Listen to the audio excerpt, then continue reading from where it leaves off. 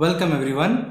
आज हम geography class 7 की थर्ड चैप्टर कवर करेंगे जिसका नाम है आवर चेंजिंग अर्थ। इस चैप्टर को हम 3 पार्ट्स में डिवाइड करके पढ़ेंगे। पहला पार्ट में हम वॉल्केनोज के बारे में पढ़ेंगे, सेकेंड पार्ट में हम अर्थक्वेक्स के बारे में पढ़ेंगे एंड थर्ड पार्ट में हम अदर लैंडफॉर्म्स जो धरती पे और मेजर लैंडफॉर्म्स है उनके बारे में पढ़ेंगे। तो आज का बस हमारा टॉपिक है वॉल्केनो, है ना। इस वॉल्केनो को जानने से पहले, वॉल्केनो और उसकी जो प्रोसेस है वॉल्केनिज्म, इस प्रोसेस को जानने से पहले हमको कुछ बेसिक्स पता होनी चाहिए।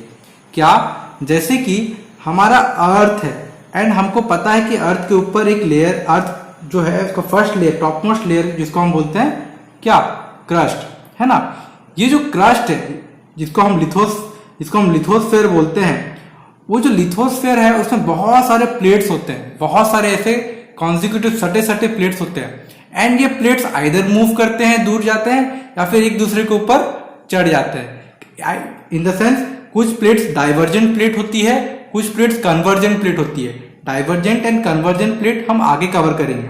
बेसिकली इतना जान लो कि अर्थ के मूवमेंट से, जो हमारा लिथोस्फेयर है उसके जो प्लेट्स के मूवमेंट से वॉल्केनो या अर्थक्वेक का स्टार्टिंग होता है, या वहां से अर्थक्वेक्स या वॉल्केनोज होते हैं।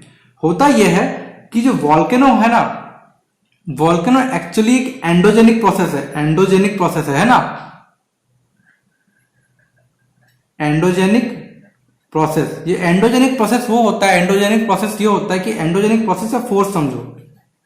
एंडोजेनिक फोर्सेस वो फोर्सेस होते हैं जो धरती के अंदर से बाहर की ओर आते हैं, है ना। इंटीरियर फोर्सेस होते हैं और ये इंटीरियर फोर्सेस बहुत ही ज्यादा डिस्ट्रक्टिव या फिर तुम बोलो कि बहुत ही ज्यादा पावरफुल होती है, जिसके चक्कर में वॉल्केनो या अर्थक्वेक्स आते हैं। तो आज का हम सिर्फ टॉपिक कवर करेंगे वॉल्केनो, कि इन एंडोजेनिक फोर्सेस के चक्कर में हमारे धरती पे वॉल्केनोस कैसे इरप्ट होते हैं।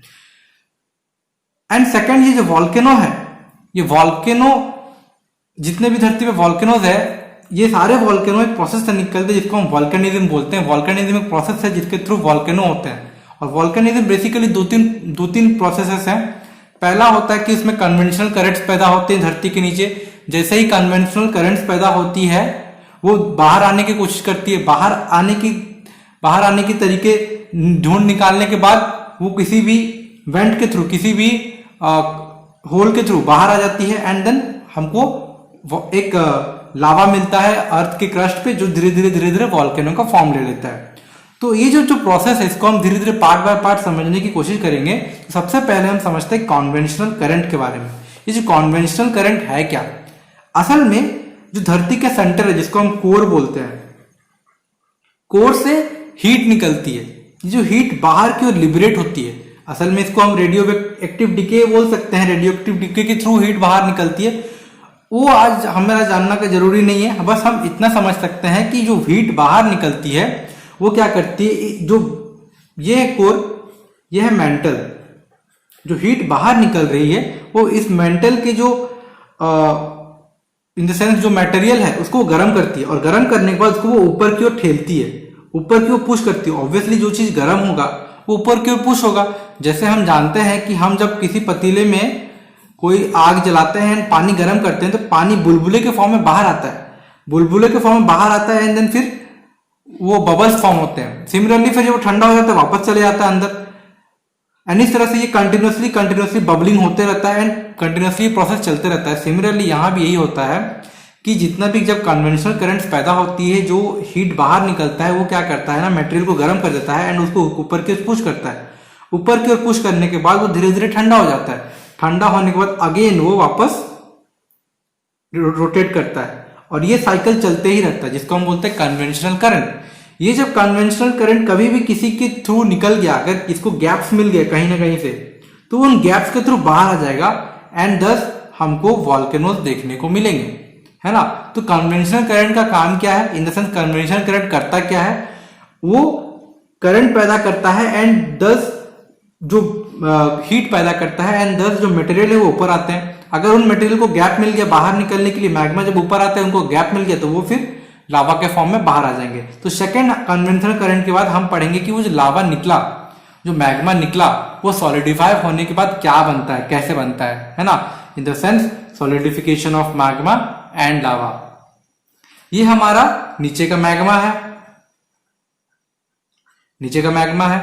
मैग्मा को जैसे ही ओपनिंग मिल जाता है, यानी कोई तरीके से वो बाहर आने का रास्ता उसको मिल जाता है, तो वो धरती के बाहर यानी धरती के क्रस्ट पे आ जाता है ना, एंड ऐसे लैंडफॉर्म्स बनाता है जिसको हम बोलते हैं वॉल्केनिक माउंटेन्स।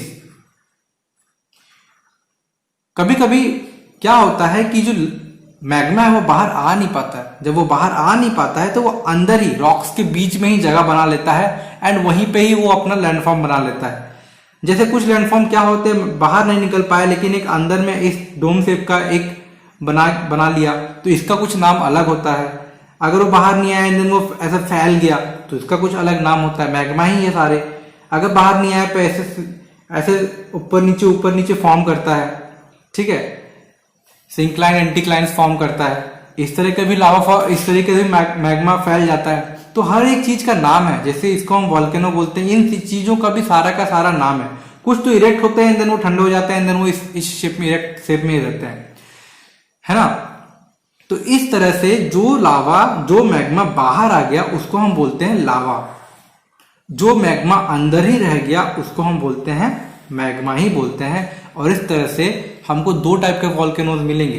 एक वॉल्केनोज जो एक्सट्रूसिव लैंडफॉर्म तैयार करते हैं, यानी वो धरती के बाहर आ जाते हैं, माउंटेन्स फॉर्मेशन करते हैं। कभी कभी वो नॉर्मल प्लेट्यूज फॉर्मेशन भी करते हैं। ये हम बाद में देखेंगे, बाद में कवर करेंगे। अभी ये समझो कि जो मैग्मा बाहर आ गया वो लावा बन जाता है। इन द सेंस मैग्मा अगर धरती के अंदर है तो हम उसको मैग्मा कहते हैं, धरती के बाहर जैसे आ गया, क्रस्ट पे आ गया तो उसको हम लावा कहते हैं। तो जो एक्सट्रूसिव लैंडफॉर्म होता है, इन द सेंस लावा बाहर आ गया, बाहर आके वो फैलने लग जाता है एंड दस एक्सट्रूसिव लैंडफॉर्म तैयार करता है। जैसे माउंटेन्स, बहुत सारे माउंटेन्स हैं हमारी धरती पे। अगर आपको कुछ नाम पता है तो आप प्लीज कमेंट में लिखिए। बहुत सारे प्लेट्यूज भी बनाते हैं, बहुत सारे प्लेन्स भी क्रिएट करते हैं, है ना। इस तरह के लैंडफॉर्म्स क्रिएट करते हैं जितने भी मैग्मा जो बाहर लावा के फॉर्म में बाहर आ जाते हैं। कुछ बाहर नहीं आ पाते हैं। जो बाहर नहीं आ पाते हैं उनको हम बोलते हैं इंट्रूसिव लैंडफॉर्म, जो धरती के अंदर ही अपना एक लैंडफॉर्म बनाते हैं, है ना। तो इन सब बहुत सारा नाम है, जैसे लेकोलिथ, है ना, लेकोलिथ नाम है, फिर फेकोलिथ नाम है, ये सब नाम है, ठीक है। डाइक्स नाम है, ठीक है। जो ऐसे खड़े हो गए उनको हम डाइक्स बोलते हैं, ठीक है। जो इस चांद के शेप में आ गए, इस तरह से डोम के शेप में बन गए, उसको हम लेकोलिथ बोलते हैं। इस शेप में अगर बन गए तो हम फेकोलिथ बोलते हैं, ठीक है। इस तरह से अलग अलग नाम है। बस अभी हमने इस पेज में ये समझा कि वॉल्केनो इन द सेंस कैसे बनते हैं। वॉल्केनो बनते हैं वॉल्केनिज्म से। वॉल्केनिज्म दो टाइप का प्रोसेस है। एक होता है कन्वेंशनल करंट, जिसके थ्रू लावा या फिर मैग्मा बाहर आ जाता है। कैसे बाहर आता है? क्योंकि जो कोर है वो हीट रेडिएट करता है रेडियो एक्टिव डिके के थ्रू। जब हीट रेडिएट करता है तो जितने भी जो नीचे के जो मेंटल में जो मटेरियल्स है वो गर्म हो जाते हैं। गर्म होने के बाद वो ऊपर आ जाते हैं। ऊपर आने के बाद उनको ओपनिंग मिल जाता है। ओपनिंग मिल जाने से वो इस तरह के वॉल्केनोज फॉर्म करते हैं। कुछ बाहर नहीं आ पाते हैं, वो अंदर ही सॉलिडिफाई हो जाते हैं, जिनको अलग अलग नाम जानते हैं हम। जो बाहर आ गए उनको हम एक्सट्रूसिव लैंडफॉर्म्स बोलते हैं, जो अंदर ही रह गए उनको हम इंट्रूसिव लैंडफॉर्म बोलते हैं। इसके बाद हम जानेंगे कि ये जो वॉल्केनो है उसमें से क्या क्या बाहर निकलता है। जो लावा निकलता है उसमें क्या क्या कॉन्स्टिट्यूएंट रहते हैं, है ना। इन द सेंस हमारा सेकंड टॉपिक है कि कॉन्स्टिट्यूएंट ऑफ वॉल्केनिक इरप्शन। जब इरप्शन होता है, जब किसी भी वॉल्केनो से जो बाहर मटेरियल्स निकलते हैं तो उनमें क्या क्या होता है। सबसे पहला और सबसे इंपॉर्टेंट होता है उनके अंदर गैसेस। कभी भी किसी वॉल्केनिक इरप्शन को देखना, यूट्यूब में सर्च मार के देखना किसी भी वॉल्केनिक इरप्शन को, उसमें मैक्सिमम गैसेस बाहर निकलेगी। Around 60% gases and water vapour ही बाहर निकलता है। Water vapour in the sense पानी के फॉर्म में नहीं निकलेगा, ये सुपर हीटेड स्टीम के फॉर्म में निकलता है, ठीक है। और बहुत सारे गैसेस निकलती है। मैक्सिमम गैसेस जो होती है वो ग्रीन हाउस गैसेस होती है। ग्रीन हाउस गैसेस होती हैं जो ग्लोबल वार्मिंग में हेल्प करती है। किसमें हेल्प करती है? ग्लोबल वार्मिंग में। ग्लोबल वार्मिंग में हेल्प करती है, यानी हमारा धरती जब वॉल्केनिक इरप्शन होता है तो गर्म हो जाता है, ठीक है। क्या क्या गैसेस निकलते हैं? बेसिकली एसओ निकलता है, एनओ निकलता है, और भी जितने भी हार्मफुल गैसेस निकलती है, मीथेन, ये सारे गैसेस वॉल्केनिक इरप्शन के थ्रू ही बाहर आते हैं, है ना। और ये हमारे ग्रीन हाउस गैसेस को बढ़ावा देती है, ग्रीन हाउस गैसेस बढ़ती है हमारे एनवायरनमेंट में, इससे ग्लोबल वार्मिंग हमारे एनवायरनमेंट में बढ़ता है। प्लस क्या होता है कि जितने भी मॉन्यूमेंट्स है, ये जो जितने भी हार्मफुल गैसेस है, एसओ, जितने भी हार्मफुल गैसेस है, ये एटमॉस्फेयर में मिलते हैं। एटमॉस्फेयर में मिलने के बाद और हार्मफुल गैसेस बनाते हैं, एसओ से SO2 बन जाता है, NO से NO2 बन जाता है। उसके बाद यही गैसेस हमारे मॉन्यूमेंट्स को भी परेशान करती है, हमारे मॉन्यूमेंट्स को खराब करती है। जैसे हमने सुना होगा कि आपने सुना होगा ताजमहल। ताजमहल असल में संगमरमर का पत्थर है, जिसमें ये जो गैसेस है वो रिएक्ट कर जाती है एंड वो ताजमहल ब्लैकिश कलर में आ जाता है, काला हो जाता है। इसलिए हमको ताजमहल को साफ करना पड़ता है ना। सेकंड चीज हम ये जानते हैं कि उस वॉल्केनो से सबसे इंपॉर्टेंट तो गैसेस एंड वाटर वेपर निकले, उसके बाद निकलते हैं मैग्मा या फिर लावा। मैग्मा जो कि अंदर रह गया, जिसको हम इंट्रूसिव बोले थे, एंड लावा जो कि बाहर आ गया, जिसको हमने एक्सट्रूसिव बोला था, है ना। एंड थर्ड, ये भी इंपॉर्टेंट है, जिसको हम बोलते हैं pyroclastic material. Pyroclastic material in the sense कभी कभी गैसेस निकलती है, वाटर वेपर निकलती है, मैग्मा लावा तो निकलता है, और भी डस्ट निकलता है, ठीक है। डस्ट निकलेगा, पेबल्स पत्थर्स निकलते हैं, स्टोन्स निकलते हैं, है ना, ठीक है। स्टोन्स निकलते हैं, डस्ट निकलता है, पार्टिकल्स, डस्ट पार्टिकल्स निकलते हैं, छोटे छोटे पार्टिकल्स निकलते हैं डस्ट के।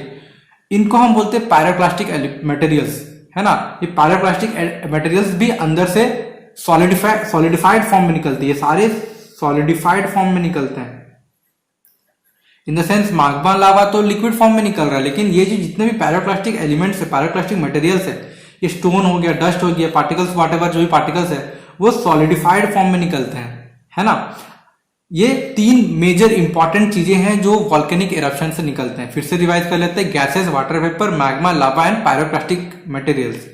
मैग्मा और लावा जो हमने पढ़ा था, ये भी दो टाइप का होता है, ठीक है। एक होता है एसिडिक, एक होता है बेसिक। जैसे केमिस्ट्री में पढ़े एसिड बेसिक का प्रॉपर्टी, सिमिलरली वैसे, ठीक है। एसिडिक एंड बेसिक लावा निकलते हैं, या फिर एसिडिक और बेसिक मैग्मा निकलते हैं। इनमें डिफरेंसेस कुछ होती है। बेसिक डिफरेंस क्या होती है कि एसिडिक जो लावा है, एसिडिक जो लावा है वो हाईली विस्कस है।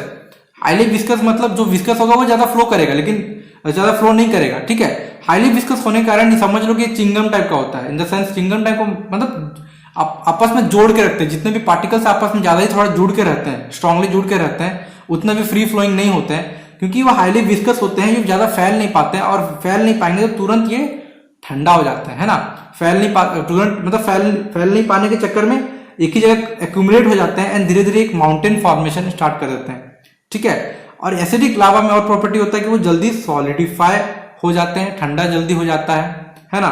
थर्ड ये होता है कि ये जो जितने भी एसिडिक जितने भी लावा है, ये हाई माउंटेन्स और ज्यादा वायलेंट माउंटेन्स क्रिएट करते हैं, क्योंकि वो जमा करते हैं, फिर वो अंदर स्टोर होता है, फिर वो बाहर फट के बाहर निकलता है, ठीक है।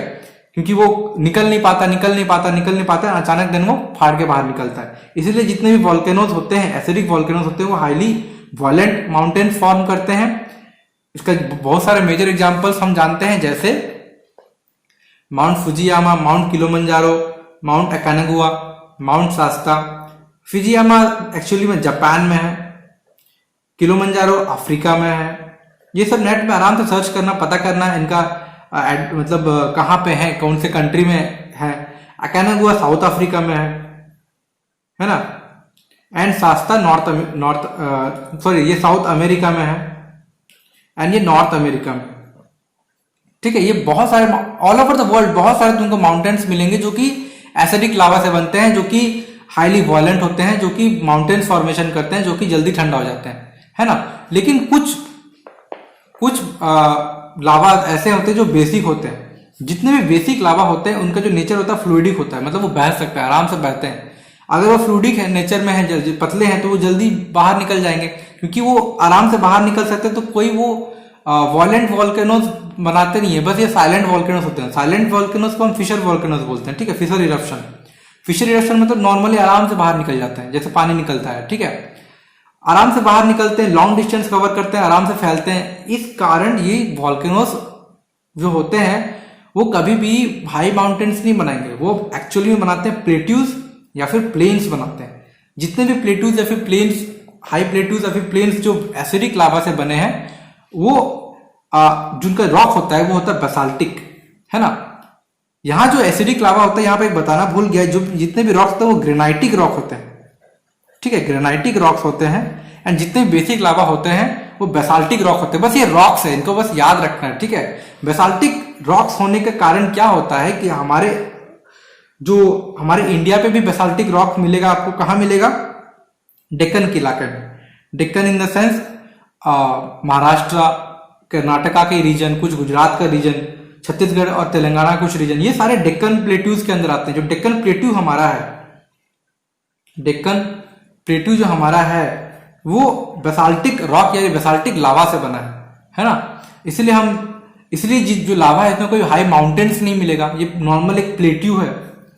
एंड दस ये एक प्लेन प्लेट्यूज बनाता है। लेकिन सवाल ये उठता है कि ये जो हमारे कंट्री में तो कभी हमने वॉल्केनो सुना नहीं था, फिर अचानक ये डेक्कन प्लेट्यू जो जगह है वो कैसे मतलब बेसाल्टिक लावा से बना है। इसका आंसर ये है कि कभी ना कभी जो हमने कहा था, पहले पढ़ा था कि डाइवर्जेंट एंड कन्वर्जेंट प्लेट्स होती हैं वो मूव करती हैं। तो हमारा जो कंट्री है वो आज जहां पे वहां नहीं था, पहले वो बहुत नीचे था, वहां से धीरे धीरे ऊपर आता गया।